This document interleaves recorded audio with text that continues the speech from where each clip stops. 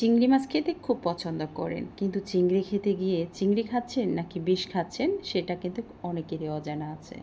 আজকের ভিডিওতে tips and tricks আপনাদের সাথে তুলে দেবো এই চিংড়ি বোনা রেসিপিতে।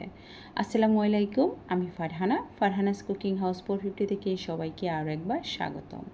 বন্ধুরা, আমি এখানে 1 কেজি চিংড়ি নিয়ে নিয়েছি। এটা হচ্ছে যে মেঘনা নদীর চিংড়ি। তো এখান থেকে আজকে আমি হাফ কিলো থেকে একটু বেশি চিংড়ি বোনা করব। চিংড়ি মাছের মাঝখানে একটি চিকন একটি রোগ আছে, আর এই রোগে আছে অনেক ময়লা। এটা কিন্তু আমরা অনেকে কিন্তু বাইর করতে জানি না, কিন্তু অনেকে কী করে আমরা এটা সহ কিন্তু খেয়ে ফেলতেছি। খুব সহজে এই চিংড়ি মাছ থেকে ময়লাটা বাইর করে নেবেন। তারপরে মাথার উপরে চিংড়ি মাছের একটা ময়লার বস্তা আছে, সেটা কিন্তু আপনার বাসার ময়লার বস্তা নয়, সেটা চিংড়ি মাছের বস্তা। চিংড়ি মাছ যখন নদীতে হেঁটে হেঁটে আদার খেয়েছে, সেই আদারটাতে ভালোও আছে খারাপও আছে, আর এগুলা কিন্তু আমাদের মনুষ্যদের জন্য খাওয়াটা কিন্তু উচিত না।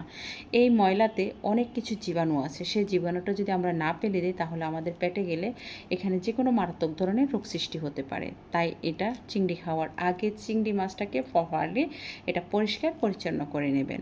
তো মাঝখান থেকে আমি রগটাকে নিয়ে নিচ্ছি। কীভাবে রগটা নিতে হয়, যদি রগটা না নিতে পারে ছোট্ট একটি চিজার দিয়ে মাঝখান দিয়ে কেটে এবং একটু হালকা হাত দিয়ে টান দিলে কিন্তু রগটা বের হয়ে চলে আসবে। তারপর চিংড়ি মাছগুলোকে ধুয়ে নিলাম। আচ্ছা বন্ধুরা, ভিডিওটিকে কোথা থেকে দেখেছেন অবশ্যই আমাকে কমেন্টস করে জানাবেন। আপনাদের ভালোবাসা অনুপ্রেরণা পেলে আমি আর নিত্য নতুন যে কোনো সহজ রেসিপি তৈরি করতে পারবো। 2 টেবিল চামচ তেল দিয়ে দিয়েছি, তারপর 2 টুকরা দারচিনি, 3টা এলাচ, 2টা লং দিয়ে দিয়েছি, দিয়ে 30 সেকেন্ড ভেজার পরে আবার 1 কাপ পেঁয়াজ কুচি দিয়ে দিয়েছি, দিয়ে এটাকে 1 মিনিট ভেজে নিয়েছি। এখন আমি হাফ চামচ আদা বাটা, হাফ চামচ রসুন বাটা দিয়ে এটাকে আরও 1 মিনিট ভেজে নেব, যাতে আদা রসুনের কাঁচা গন্ধটা চলে যায়। এরপর একদম টকটকে পাকা 2টি টমেটো দিয়ে দিচ্ছি, দিয়ে এটাকে আমি আরও 2 মিনিট ভেজে নেব। টমেটোটা নরম হওয়া পর্যন্ত অপেক্ষা করব।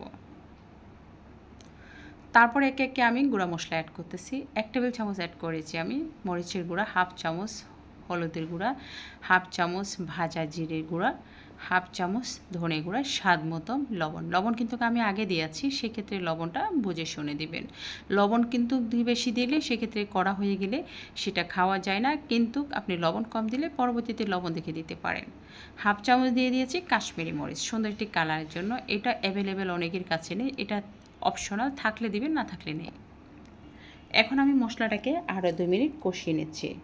মশলা কষানোর পরে আমি এখানে অ্যাড করব হাফ কাপ গরম পানি। আপনি সব সময় যে কোনো রান্নার কাজে মাছ বলেন, মাংস বলেন, সবজি বলেন, গরম পানি অ্যাড করবেন। সেই মাংসের বা তরকারি কালারটা কিন্তু খুব সুন্দর থাকবে, আর দ্রুত কিন্তু সিদ্ধ হবে। 2 মিনিট ভাজার পরে এখন এখানে আমি দিয়ে দিচ্ছি বাদাম বাটা। বাদাম বাটা দিয়ে এই চিংড়ি বোনাটা খেতে জাস্ট অসাধারণ একটি ফ্লেভার। এখানে আমি কাজু বাদাম, কাঠবাদাম, পেস্তা বাদাম, চীনা বাদাম, 4 রকমই বাদামকে এটাকে ভিজিয়ে রেখেছিলাম 20 মিনিট। তারপর এটাকে আমি এখন বেটে নিয়েছি। এরপর এই বাদাম দিয়ে আমি আরও 2-3 মিনিট ভালো করে কষিয়ে নেব। এখন আমি এটাকে ঢেকে দিব। ঢেকে আমি এটাকে 2-3 মিনিট কষিয়ে নিচ্ছি। বন্ধুরা, যারা আমার চ্যানেলটিকে সাবস্ক্রাইব করেছেন তাদেরকে অসংখ্য ধন্যবাদ। যারা এখন আমার চ্যানেলটিকে সাবস্ক্রাইব করেনি, প্লিজ আমার চ্যানেলটিকে সাবস্ক্রাইব করে পাশে থাকা বেল বাটনটি ক্লিক করে দেবেন, যাতে পরবর্তী যে কোনো রেসিপি আপনাদের নোটিফিকেশানে পৌঁছে যেতে পারে। মশলাটা কষানোর পরে দিয়ে দিচ্ছি আমি এখানে চিংড়ি মাছটা। চিংড়ি মাছটা দিয়ে এখন আমি আরেকটু নাড়াচাড়া করব। এদের সাথে খেয়াল রাখতে হবে এখানে যাতে বাদাম বাটা দিয়েছি, সেক্ষেত্রে হচ্ছে যে পাতিলের তলাতে লেগে যাওয়ার সম্ভাবনা থাকবে, তাই এটাকে আলতো হাতে একটু একটু এদিকে সেদিক করে এটাকে দেবেন। এখানে আমি 1 কাপ গরম পানি দিয়ে এটাকে ডেকে আরও 2 মিনিট আমি রান্না করব। 2 মিনিট পর ফিরে আসলাম। এখন আমি কিন্তু অফ ক্যামেরায় কিন্তু নাড়াচাড়া করেছি, যাতে আমি এটা বাদাম বাটা দিয়ে করতেছি, সেই ক্ষেত্রে খেয়াল রাখতে হবে নিচে যেন বাদামটা লেগে না যায়। বাদাম যদি লেগে যায় তাহলে চিংড়ির স্বাদটাই কিন্তু একেবারে বরবাদ হয়ে যাবে। বাছতে বাছতে আপনার হচ্ছে 2-3 মিনিট ভাজার পরে তেলটা কিন্তু উপরে উঠে চলে আসবে। এরপরে আপনি এটাকে নামিয়ে গরম গরম ভাতের সাথে পরিবেশন করতে পারবেন। তো বন্ধুরা, দেখতে পাচ্ছেন চিংড়ি মাছটা সিদ্ধ হয়ে গিয়েছে এবং ভুনা হয়ে গিয়েছে। আমি এরকম একটু মাখা মাখা রেখেছি, কারণ আমার বাচ্চারা একটু মাখা মাখা খেতে খুব পছন্দ করে। এখন এটার উপরে আর একটু স্বাদ বাড়ানোর জন্য আমি অ্যাড করব ঘি। আপনি একবার এরকম চিংড়ি বোনার ভিতরে একটু ঘি দিয়ে চুলাটার উপরে ঢাকনি দিয়ে বন্ধ করে দেবেন। তারপর এটা ঢাকনি উঠিয়ে দেখবেন সুন্দর একটি গ্রান। আপনার বাড়িতে তো গ্রান করবে, আপনার পাশাপাশি যারা ফ্ল্যাটে আছে তাদেরও আপনাকে জিজ্ঞেস করবে আজকে ভাবি কী রান্না করেছেন। ধন্যবাদ সবাইকে পরবর্তী রেসিপির জন্য। আর আমার ফেসবুক থেকে যারা দেখেছেন তাদেরকে অসংখ্য ধন্যবাদ। আসসালামু আলাইকুম।